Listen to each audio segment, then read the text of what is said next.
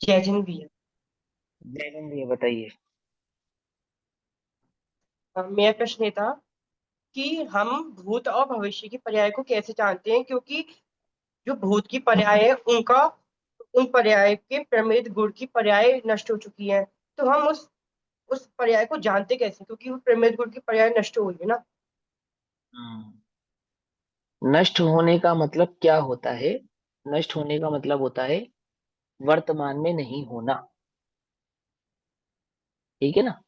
वर्तमान में उसका अस्तित्व नहीं होना, उसको नष्ट होना कहते हैं। देखो, दो प्रकार का नष्ट होना है। ज्ञान में कुछ भी नष्ट नहीं होता। बाहर में वस्तु नष्ट हो भी जाए, परंतु वस्तु का ज्ञान वो कभी नष्ट नहीं होता। अंतर समझ में आ रहा है बात को? जैसे तुम्हारा पिछला साल कैसा था? कैसा था? बढ़िया था। तुम अपने दोस्तों के साथ कहीं घूमने गए होंगे, उनके साथ तुमने कुछ अच्छे पल बिताए होंगे, है ना? खूब अच्छे अच्छे काम किए होंगे, कुछ बुरे पल भी आए होंगे, चोट भी लगी होगी, सब बातें हुई होंगी ना।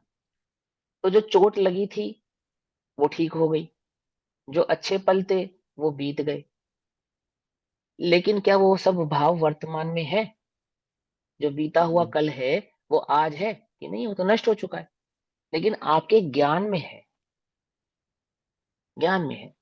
ज्ञान की सामर्थ्य ऐसी है कि जो नष्ट हो चुका है उसको भी जाने, और जो उत्पन्न नहीं हुआ है उसको भी जाने। तो पर्याय नष्ट हो गई है। कहाँ नष्ट हो गई है?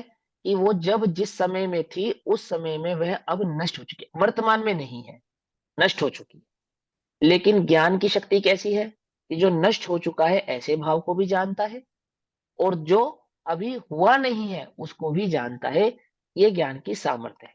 ये ज्ञान का चमत्कार है। ये ज्ञान की ताकत है। ये ज्ञान की क्वालिटी। ठीक है ना? ज्ञान नष्ट होने को नहीं जानेगा तो कौन बतलाएगा कि वो नष्ट हो गया? ये भी ज्ञान नहीं बतलाया।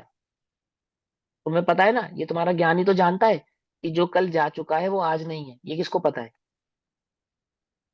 ज्ञान को ही पता है ना। हमारे ज्ञान को हमें हमारा ज्ञान ही तो जानता है ये बात, कि कल जो घटना घटी थी वो कल की है, आज की नहीं है। नहीं नहीं पापा, ये आज की बात नहीं, ये तो कल की बात है। ऐसे कहते हो ना, कई बार हम कहते हैं अरे आज सुबह ऐसा हुआ। नहीं नहीं, आज सुबह नहीं, ये कल सुबह हुआ था। तो किसको पता ये कल सुबह हुआ था? आज सुबह नहीं हुआ, ज्ञान को ही मालूम है ना। तो ये ज्ञान की सामर्थ्य है कि नष्ट हुए हुए भावों को भी वो जाने, और उत्पन्न नहीं हुए हुए भावों को भी वह जाने। और यह जानना ही वस्तु व्यवस्था को सिद्ध करता है। वस्तु व्यवस्था की स्वतंत्रता को सिद्ध करता है। जो हमने स्वतंत्रता सिद्ध करी कि कोई भी द्रव्य का जो परिणमन है वो स्वकाल में खचित है। जैन दर्शन की इक्वेशन है ये। जैसे फिजिक्स की इक्वेशंस होती है, मैथमेटिक्स की इक्वेशन होती है ना, अलजेब्रास की इक्वेशंस होती है, cos थीटा आदि इक्वेशंस होती है। ऐसे ही जैन दर्शन की एक इक्वेशन है, इस छहों द्रव्यों की समस्त पर्याय स्वकाल में खचित है। ये इक्वेशन है। कहाँ से आई ये इक्वेशन? कहाँ से जन्म हुआ इस इक्वेशन का? कि इस इक्वेशन का जन्म ज्ञान की इस योग्यता से ही हुआ है कि ज्ञान विनष्ट हुए हुए परिणामों को और अनुत्पन्न परिणामों को, दोनों को जानने की सामर्थ्य वाला है। ज्ञान की इस सामर्थ्य ने ही जैन दर्शन की इस इक्वेशन को जन्म दिया कि प्रत्येक द्रव्य का प्रत्येक परिणमन स्वकाल में खचित है। और इस इक्वेशन का जो रिजल्ट है, परिणाम है, वो क्या है? कि यह इक्वेशन यह समझाती है कि यह संसार स्वतंत्र रूप से परिणमित होता है। इसको परिणमाने वाला इस जगत में कोई नहीं है। अपने स्वतंत्र धारा रूप प्रवाह से वह प्रवाहित है, बह रहा है। ऐसा। चलो आगे। तो मतलब ज्ञान की शक्ति के कारण ही वह नष्ट हुई पर्याय को जानता है। ज्ञान की शक्ति के कारण। फिर फिर जो प्रमेय गुण है उसका कुछ काम नहीं है। फिर प्रमेय गुण के कारण ही तो ज्ञान में आते हैं। हाँ, आते हैं ना। प्रमित का काम तो क्या है?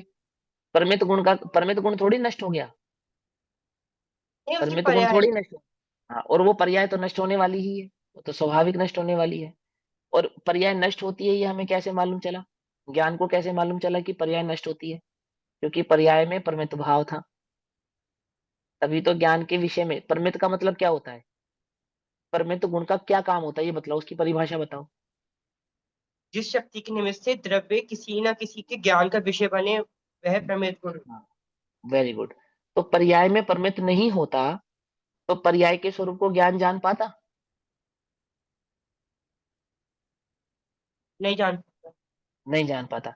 इसका मतलब पर्याय में भी परमित था, तभी तो ज्ञान जान पाया, है ना? तभी तो पर्याय के स्वरूप को ज्ञान जान पाया कि पर्याय एक समय की उत्पन्न होती है, विनष्ट होती है, क्योंकि पर्याय में परमित्व है। परमित्व है इसलिए ज्ञान को मालूम चल रहा है कि पर्याय में क्या हो रहा है, पर्याय का स्वरूप कैसा है, पर्याय कितनी है, कितने भाव वाली है, कितना आधार है उसका, उसका कितना समय है, टाइम पीरियड है, ये सब जान पा रहा है ना ज्ञान, क्योंकि उनमें भी परमित्व भाव है इसलिए जान पा रहा है। सीधी सी बात है ना? अब क्या कहते हैं, वो पर्याय नष्ट हो गई, लेकिन ज्ञान का जानना नष्ट नहीं हुआ। जानना नष्ट नहीं हुआ।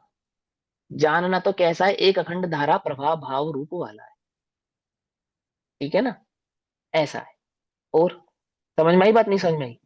हम्म। देखो, वस्तु स्वरूप की स्वतंत्रता सिद्ध करनी हो जब, जैन दर्शन स्वतंत्र परक जन्म है, धर्म है।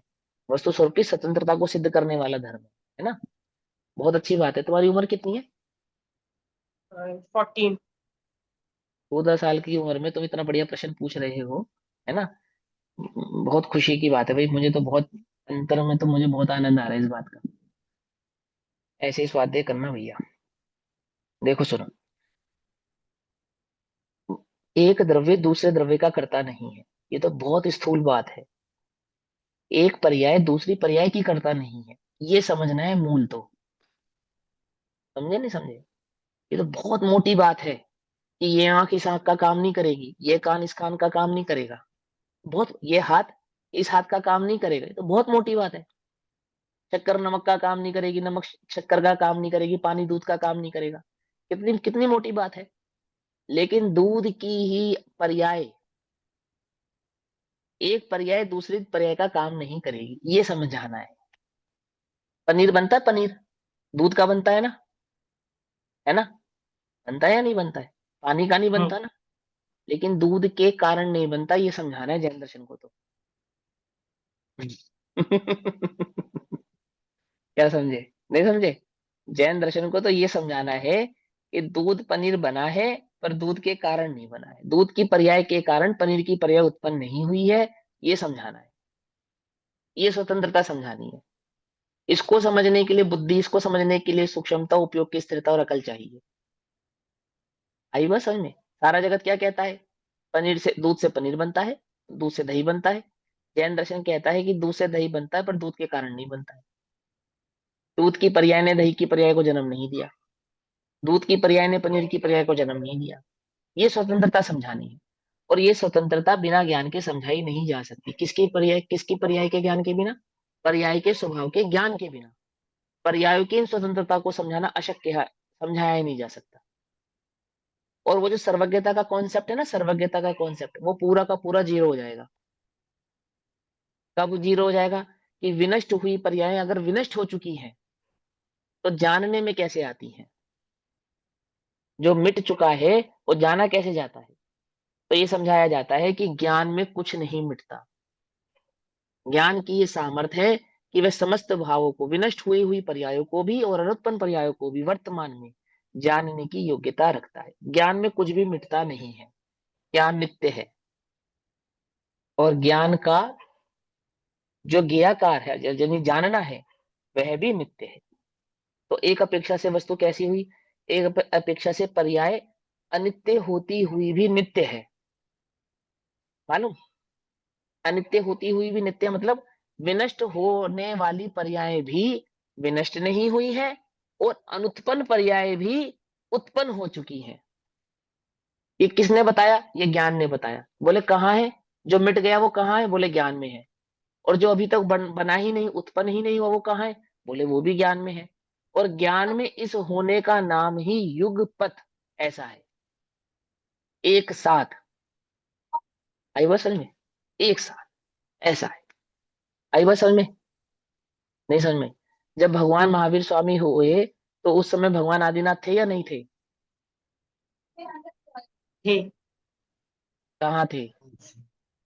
सिद्धशिला में। सिद्धशिला में थे। ध्यान से समझो बच्चे की बात। ज्ञान में। हाँ, लेकिन अब सुनो, आदिनाथ जो थे ना, आदिनाथ वो तो पर्याय थी, और जो सिद्धशिला पे है वो द्रव्य की पर्याय है। आदिनाथ की पर्याय का तो विनाश हो गया ना, तभी तो सिद्ध हुए वो। आदिनाथ आत्मा का नाम थोड़ी था, आदिनाथ तो शरीर का नाम था, और वो शरीर तो नष्ट हो चुका था। लेकिन महावीर भगवान को मालूम है या नहीं मालूम? नष्ट हो चुका था, मालूम है ना। मेरे दादा के दादा के दादा थे, मालूम है ना। वो जैसे फोटो खींच के रख लेते हैं आजकल हम चित्रों से, तो ये कौन है? ये तुम्हारे परदादा है, ये तुम्हारी दूर की मौसी, ये तुम्हारी नजदीक की अम्मा, आदि आदि से हम जानते ना, जो इस जगत में अभी नहीं है, लेकिन कैमरे की मदद से ये थे, ऐसा जानते हैं नहीं जानते? जानते हैं ना। ऐसे ही वो ज्ञान इस कैमरे से भी अधिक शक्तिशाली है, इस वीडियोग्राफी से भी अधिक शक्तिशाली है। ज्ञान की वीडियोग्राफी ऐसी है कि वो सर्वगत है। सर्वगत है अर्थात भूतकाल और भविष्य काल के समस्त भावों को जानने वाला है, ऐसी उसकी योग्यता है। ठीक। तभी तो अनादि अनंत इस कॉन्सेप्ट को कौन सिद्ध करेगा? जब ज्ञान विनष्ट हुई पर्यायों को नहीं जानेगा, तो अनादि के कॉन्सेप्ट को, और अनुत्पन्न पर्यायों को नहीं जानेगा तो अनंत के कॉन्सेप्ट को, तो अनादि अनंत इस व्यवस्था को कैसे सिद्ध करेंगे हम, क्योंकि ज्ञान तो विनष्ट भाव को जानता ही नहीं। आई बात समझ में? लेकिन हम मानते हैं कि अनादि अनंत है। कैसे मानते हैं अनादि अनंत है? क्योंकि ज्ञान जानता है अनादि को भी और अनंत को भी। तुक्के से नहीं, तुक्का नहीं है ये ज्ञान का। क्या कहा? अनुमान नहीं है ये ज्ञान का, प्रत्यक्ष। प्रत्यक्ष है, केवल ज्ञान में वो भाव प्रत्यक्ष है। ठीक। चलो और। हाँ, विग्रह गति में किस प्रकार का ज्ञान होता है? इंद्रिया तो है नहीं यहाँ पे, तो किस प्रकार का ज्ञान होगा वहाँ पे इसमें? भावमती महाभावश्रुत कहते हैं उसको। भावमती भावश्रुत ज्ञान कहते हैं। विग्रह गति में मतिश्रुत ज्ञान होता है, और भावमती भावश्रुत कहलाता है वो। ठीक है। देखो, एक इंद्रिय के पास तो मन नहीं है, तो उसके पास मति ज्ञान नहीं होता होगा, और कान वो नहीं है तो तो श्रुत ज्ञान भी नहीं होता होगा। होता है। क्योंकि श्रुत ज्ञान तो जो सुन के प्राप्त हो उसको कहते हैं, और एक इंद्रिय के पास तो कान नहीं है, और मन नहीं है तो मति भी नहीं है। तो एक इंद्रिय के पास ज्ञान है या नहीं है? ज्ञान है। तो कौन सा ज्ञान है? मति शुद्ध तो नहीं है उसके पास। भावमती भाव शुद्ध। हाँ, मति श्रुत ही कहलाता है वो, मति श्रुत ही कहलाता है। ठीक। और विग्रह गति में उसी का नाम भावमति और भावश्रुत हो जाता है। ठीक है।